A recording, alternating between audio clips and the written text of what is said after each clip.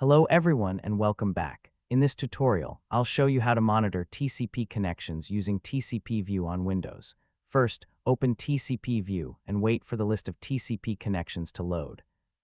The application displays active TCP connections in real time, making it easy to monitor network activity. Next, select an active connection, such as Chrome or another application.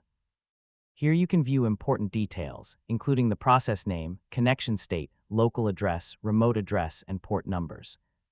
To keep the information up to date, click the refresh button or press F5. TCPView instantly updates the connection list, allowing you to monitor changes as they happen. This is a simple and effective way to monitor TCP connections, troubleshoot network issues, and identify which applications are communicating over the network. That's it for this guide. Thanks for watching, and I'll see you in the next tutorial.